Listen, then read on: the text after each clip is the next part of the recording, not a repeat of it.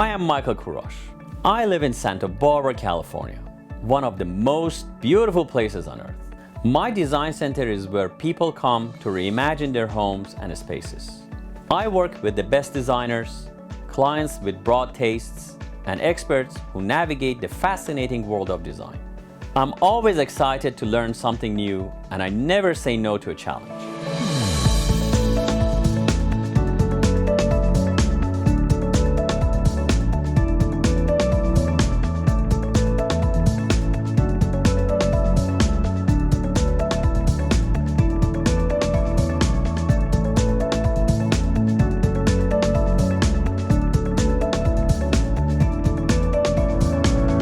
This is Design Santa Barbara.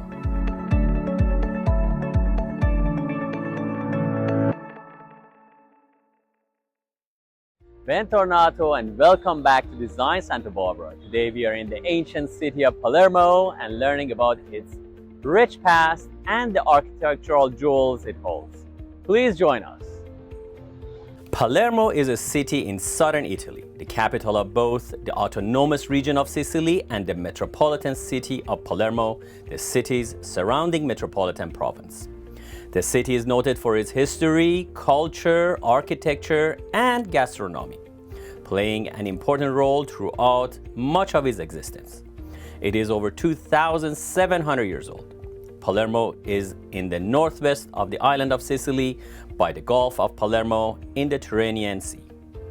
The city was founded in 734 BC by the Phoenicians as Cis or flour. Palermo then became a possession of Carthage. Two Greek colonies were established, known collectively as Panormos. The Carthaginians used this name on their coins after the 5th century BC as Panormos. The town became part of the Roman Republic and Empire for 1,000 years. From 831 to 1072, the city was under Arab rule in the Emirate of Sicily when the city became the capital of Sicily for the first time. During this time, the city was known as Balarm. Following the Norman conquest, Palermo became the capital of a new kingdom, the Kingdom of Sicily, that lasted from 1130 to 1816.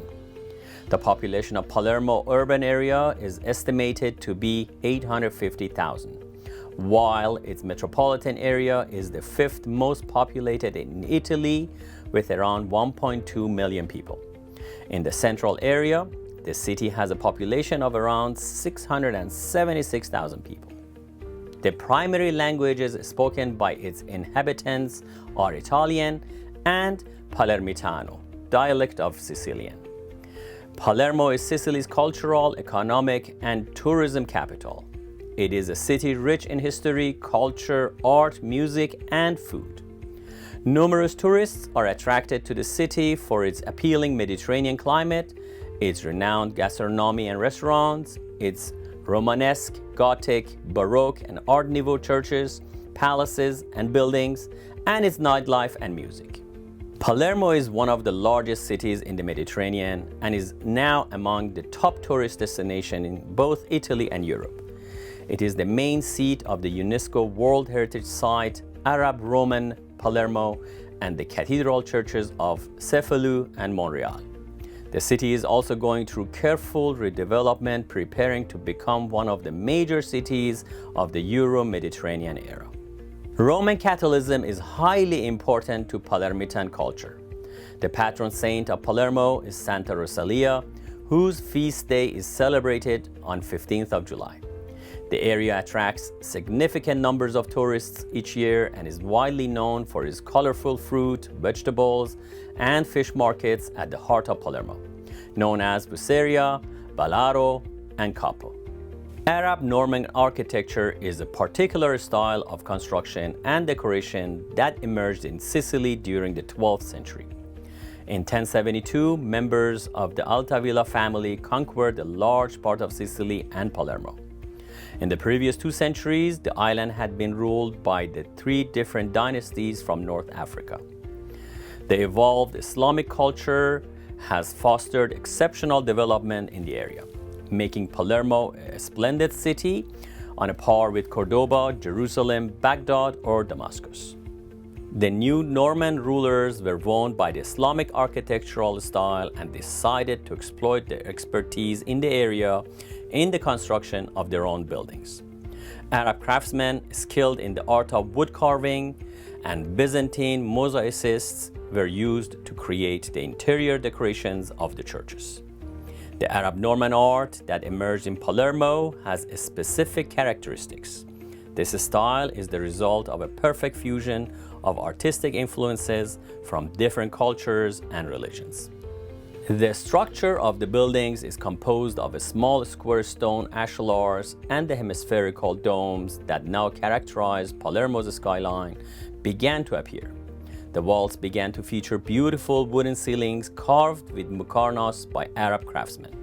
On the exterior of the buildings, other decorations were inspired by the textures of fabrics typical of Fatimite culture. In fact, Roger II had a tiraz, a textile and goldsmith workshop set up inside the royal palace. The emblem of Arab Norman art in Palermo, however, remains the mosaics.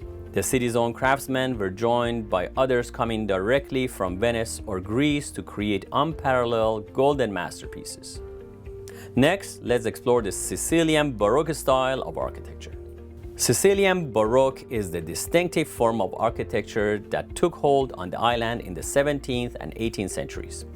This style is recognizable not only by its typical Baroque curves and flourishes, but also by its grinning masks and putti, and a particular flamboyance that has given Sicily a unique architectural identity.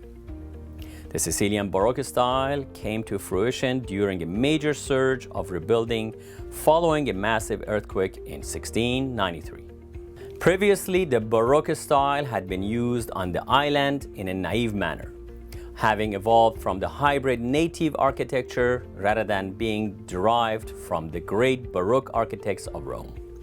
After the earthquake, local architects, many of them trained in Rome, were given plentiful opportunities to recreate the more sophisticated Baroque architecture that had become popular in mainland Italy. The work of these local architects and the new genre of architectural engravings that they pioneered inspired more local architects to follow their lead. Around 1730, Sicilian architects had developed a confidence in their use of Baroque style. Their particular interpretation led to its evolving further into a personalized and highly localized art form on the island. From the 1780s onward, the style was gradually replaced by the newly fashionable neoclassicism. The highly decorative Sicilian Baroque period lasted barely 50 years and perfectly reflected the social order of the island at a time when nominally ruled by Spain. It was in fact governed by an extravagant and hedonistic aristocracy. Its Baroque architecture gives the island an architectural character that has lasted into the 21st century. Let's look at more of this incredible city's architecture and design.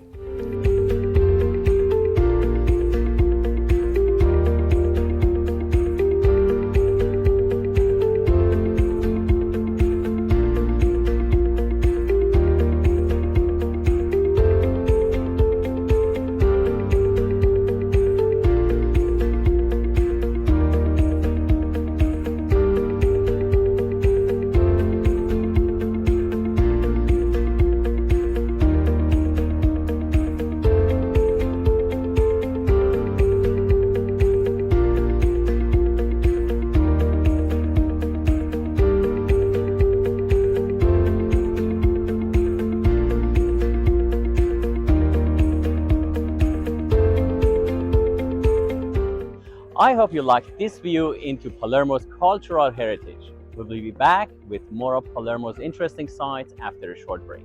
Stay tuned.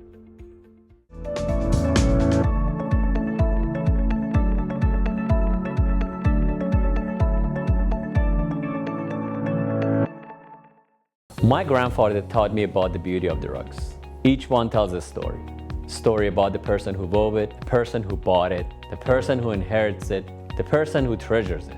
It's amazing how simply looking at an object can bring you back to a different place and time, or remind you of someone you love. At Santa Barbara Design Center, we want to help you find a rug that will travel through time with your family for generations to come. Visit us at 410 Olive Street and find your treasure today. Welcome back to Design Santa Barbara. This week we are in the port city of Palermo, learning about its treacherous past and present. Now, let's take a look into its treasures. Please join us.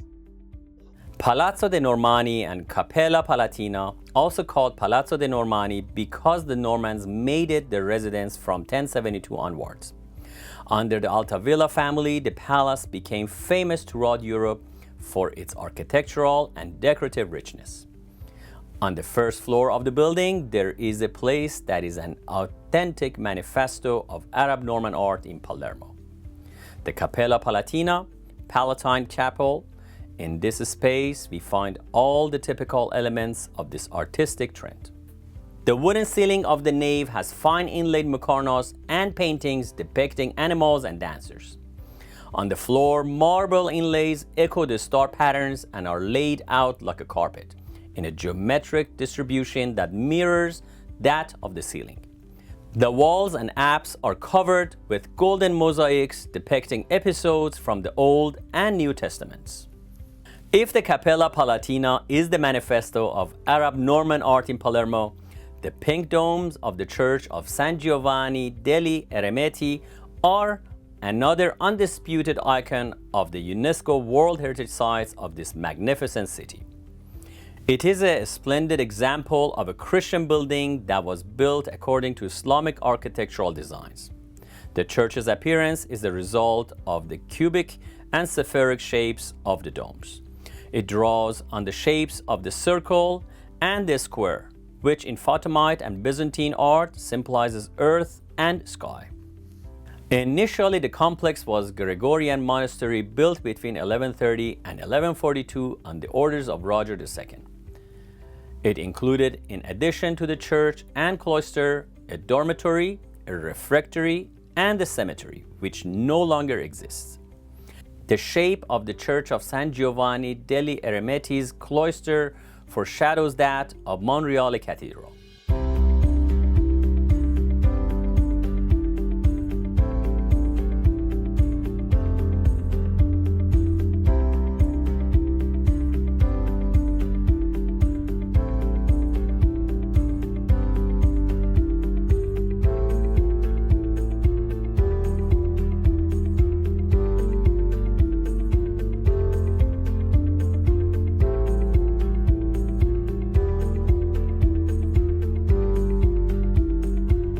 Continuing our journey of discovering Arab Norman art in Palermo means moving on to the Quattro Canti and Palermo Cathedral. The present structure is the result of a major reconstruction in 1169. Under Arab rule, the building was formerly a mosque. Verses from the Quran are still engraved on a column on the southern portico.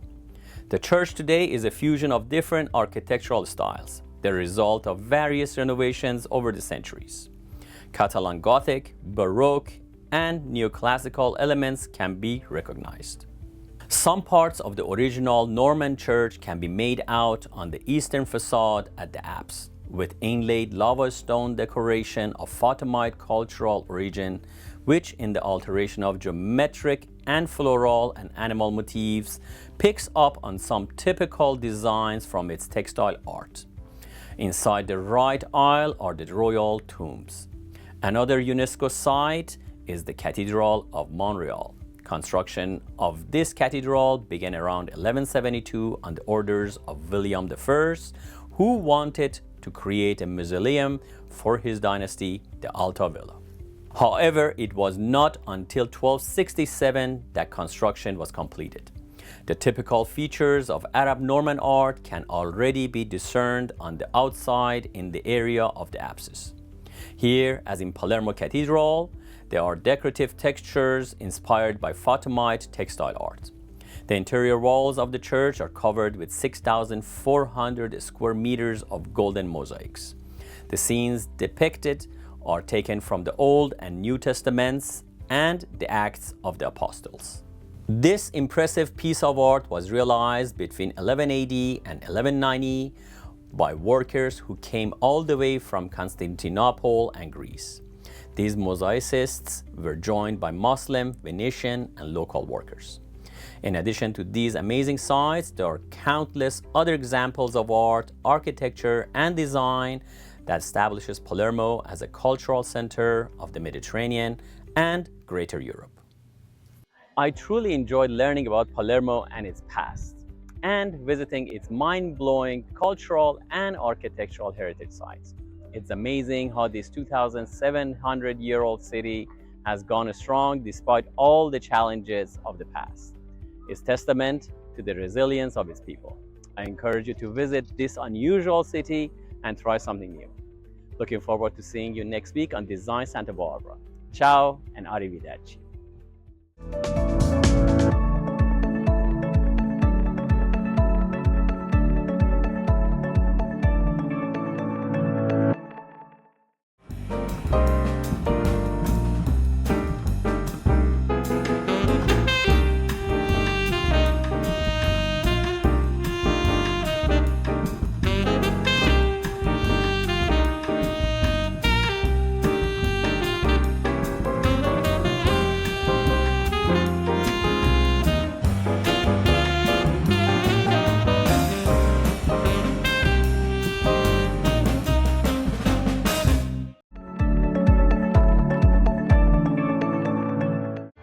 Welcome to Design Santa Barbara. I'm Michael Kurash, and today we are south of Santa Barbara in a beachfront property that Leesa Wilson Goldmuntz just finished. I'm excited to see what she has for us in store. Please join us.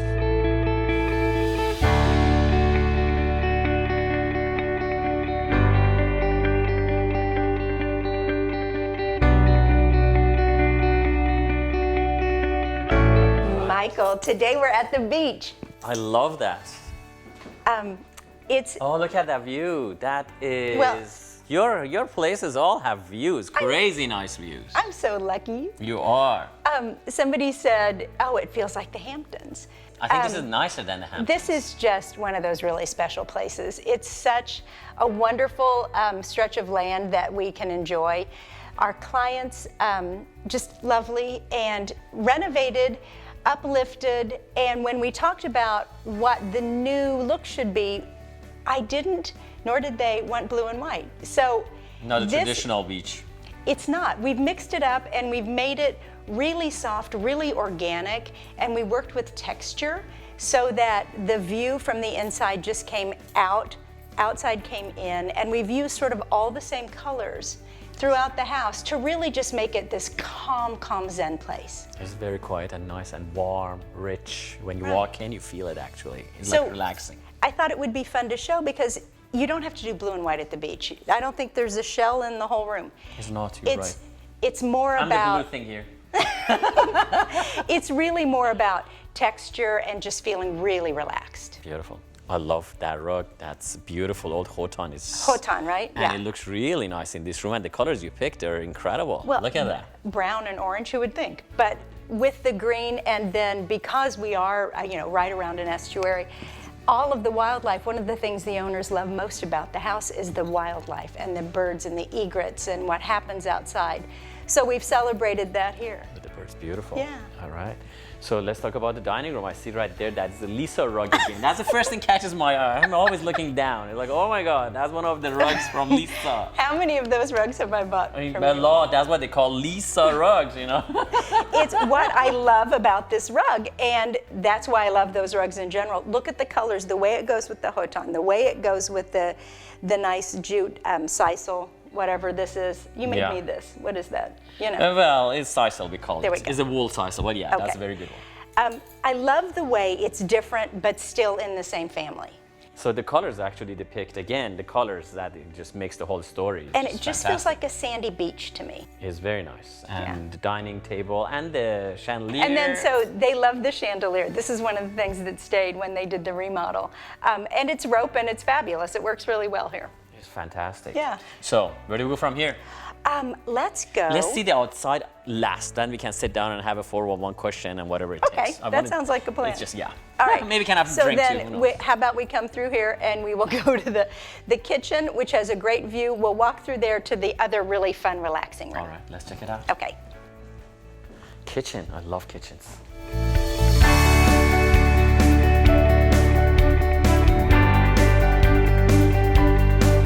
So I know your kitchen is always the favorite place in the house. Yes. And I'm always hungry. And this is just a real cook's kitchen. It's great.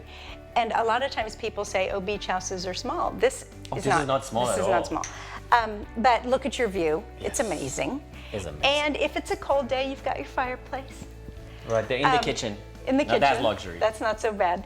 And just easy peasy, entertaining, you know, set all the stuff out here. You've got a buffet. You can go in and out. It's just a really great usable kitchen. A lot of cabinets and space, storage. Even down there, just like tremendous space. Yeah, I think those of us who've had beach houses or have designed and helped with beach houses understand that every single space is like a boat. Every single space is important. So where do you find storage? Where do you find those little places like this, where you can have this great big skylight? So even though this is a nice pitched roof, you've opened it, the original architect, and then had this great skylight so that this feels really flooded with light. It is actually, and it's very airy and happy, and you made it look very nice. This was existing. All of this tile and this was here. This was the whole thing This here? wasn't even part of the remodel. The owners, it's nice, it works. It so looks we left beautiful. This. Yeah. It looks very nice updated. I am a very judgmental person. When I go to people's home, I look at their rugs first, and then their kitchen appliances. That's it. If those two agree, I said, these people are great. Then, you know? So, where do you eat? Right over here, and then there's our big playroom. We'll go there next. Yeah, let's go check it out. Okay. So, up we go to this really, really great, open, airy family room. This is nice. It's actually elevated. You can see the ocean very clearly. You can tell how we came up, and this is just such a great shot. And it's really fun, I think, that today is kind of moody because, you know, the lighting's better, Yes. And it also just gives you another idea of beach life. It's not always sunny, and this is just, to me, a really great beach day because And it's today got you hear so the much. waves so much, and it's so they're beautiful. really close. And you smell it. You smell the salt in the air. The reason I think this feels comfortable is because you're at the beach, all these are slip covered. So take them off, wash them. Hang out here in these great little egg chairs. We've already had with the little casualty. Oh, I stand in front of it. And then there's a little reading chair. But when there's a lot of people here, you can put a card table here. Absolutely. You can put a Thanksgiving table in here, yet you still haven't blocked the view. This is just such a great place to sit there. I think whoever buys this house is going to be mostly outside. It's a house that lives like that. Yes. There's a door to the outside in every room, I It's think. beautiful. Very nice. And I like it, as you said, slip covers are easy to take care of. It's the way to go. Yes, for the beach house, yes it is. Yeah. Yes. So, now, Primary bedroom. there you go. You said it's a spectacular room. Let's see it. It's just really warm and cozy. Oh yeah. Okay. Let's All go right, see that. Off we go.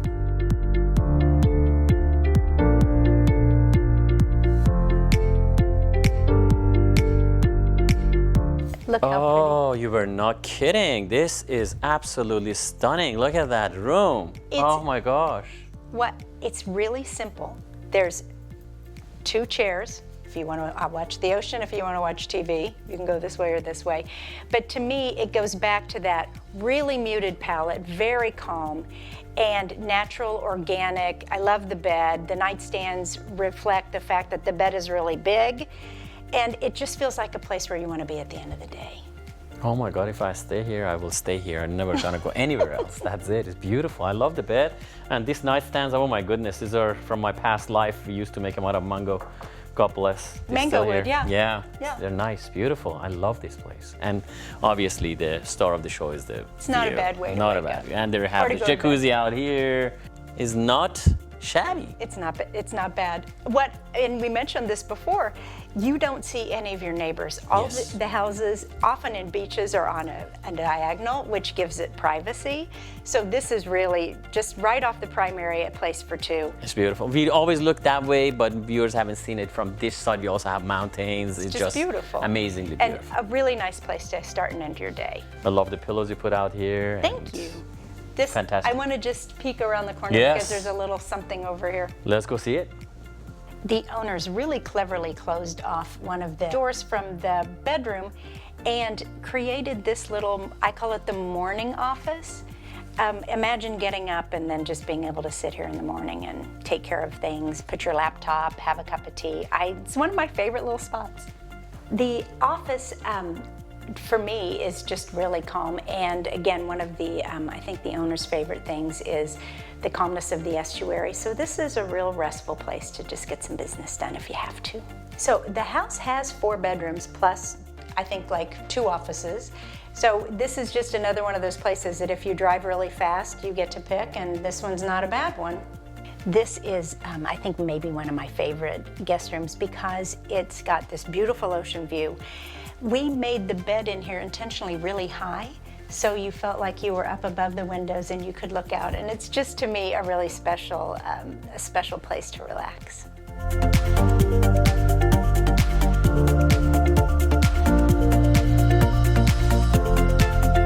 This really calm bedroom is off the family room, and my favorite thing about it is that it has the most amazing view.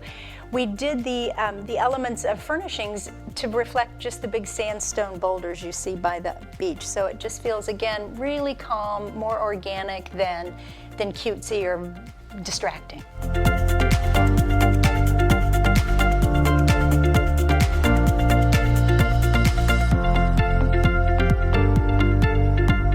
Oh my gosh. You've been waiting for this the whole time. Yes.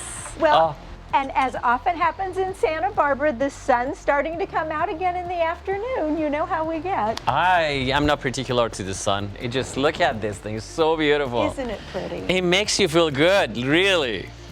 Salt air. Oh, And again, the landscaping, which is so great, is just natural. It's what you would see here. It's low maintenance. It's really organic. A great place to have all kinds of meals, a great place to sit, and then that wonderful fire pit with those really Yes. great modern Adirondack chairs, actually. it's very beautiful. And you don't see anybody again. We talk about this thing. It's very interesting the way they so situated the private. house. They just open a space and there's the ocean, and that's about it. Beautiful. That's